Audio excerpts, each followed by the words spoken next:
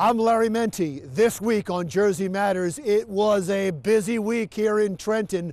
100 bills were passed at the end of the legislative session and the end of the reign of Christie. We'll go through some of the most important ones. Also, one of the most important figures in New Jersey history died this week. We remember Governor Brendan Byrne. And ice fishing in New Jersey? We've got video proof. But first, as I said, we come to you from Trenton this week, and it's a fascinating time to be here at the state capitol. Governor Christie says goodbye this week, and next week, the new governor, Murphy, will say hello. And the most important man in that transition is Senate President Steve Sweeney. He gets to decide, as much as Governor Phil Murphy, the agenda for the next 4 years. Here now is our interview with Steve Sweeney. We interview you at an interesting time. We're between administrations right now. We just had the State of the State, and next week from this interview, we're going to have the speech by Phil Murphy as he takes office. I want to spend just a moment looking back for a second to Chris Christie. I have never seen, at least in my political lifetime, and I've been covering politics for a long time, a fall in popularity, in approval rating that Chris Christie had. Did he deserve it? I don't think so.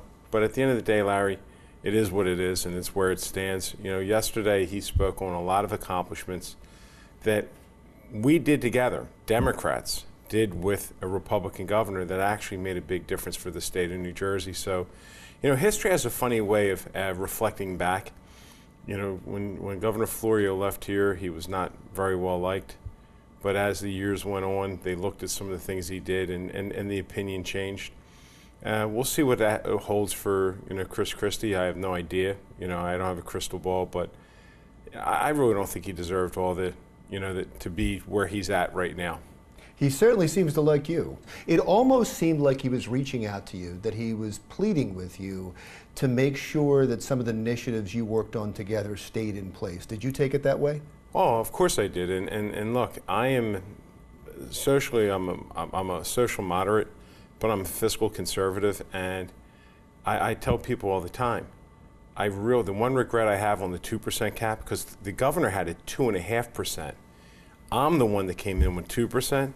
I wish I made it 0. When you say 2%, you're talking about property tax. Property tax. Let's talk about the other 2% first. The 2% on arbitration for fire and police. That was allowed to lapse. That was my legislation also. And I want to give the governor-elect an opportunity to weigh in on this. He's coming into office. It's going to have an impact on him, as it is everyone else. And I'm waiting to have that conversation with the governor-elect on what he wants to do. In the meantime, what I'm going to do, there's a commission called PERC, where they review all these arbitrations, and every quarter I'm going to get the report from PERC. Are these settlements getting high, or, you know, are they getting out of whack? In the interim, until I hear from the governor-elect on where we're going to go with this. Now back to the other 2%. Is that going to stay? That cap's going to stay? Yeah, that's not going anywhere. And if anyone wants to press, I'm more than willing to lower it, but I'm not going to raise it. You know, I really regret, you know, like when you do things, sometimes you look back at times and you think, man, I missed the opportunity.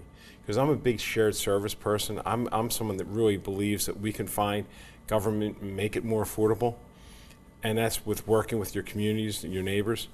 And if I had taken it to 0, you would have seen shared services much quicker. We're seeing it right now in communities. You're seeing it all throughout the state, where they're finally starting to look to their neighbors. How can we save? Consolidation. Consolidation to save. And I missed it by not making it 0. Do you still want to make it 0? I would love to. You think that's possible? No. Why? Because I just think there'd be too much opposition to it. There would have been too much opposition back then. But I wish I had went for it then, because, Larry, we have the highest property taxes in the nation. I just commissioned a panel, because you know what's going on in Washington, right? Right. I just commissioned a panel with Senator Sarlo and Orho, not just to look at tax policy, but to look at government and see how we can, like, blow the system up and change it and fix it to make the state more affordable. It's going to take some really bold moves, And you know, eventually maybe that zero might be part of it. Maybe county schools might become part of it. That commission, I guess, you tell me, I would assume is looking at the millionaire's tax. It's looking at everything. Well, the millionaire's tax, you had said a while ago, was going to be early on the agenda. First on the agenda. Is it still? No, absolutely not. Because what happened in Washington? In my wildest dreams, I would never have expected the federal government to attack states to supply more money to them than they get back. You know, what they did was a direct attack to New Jersey, to New York, to California, to Connecticut, where you have 40% of the domestic product, gross domestic product coming out of these areas. And it's an attack to try to redistribute wealth and have people move to southern states, which will only hurt the economies of the country and this state. So, look, I have to take everything into account when we decide to talk about a millionaire's tax or any other tax. And the one thing we're not going to do is make it worse for people to stay here. And I'm taking this as an opportunity, Larry. You know, I look at every glass as half full. I'm going to look at the opportunity for us to look at everything we did. No one's really done this in a long time. And how do we change government to make it more efficient, more affordable, and try to reverse direction in taxes in this state to make it attractive for people to want to stay here. New Jersey is one of the greatest states in the nation to live in here. We want it to be one of the ones that you can retire. Well, if the millionaire tax isn't first on the agenda, what is? We'll get the answer to that question when we continue our conversation with Senate President Steve Sweeney as Jersey Matters continues right after this.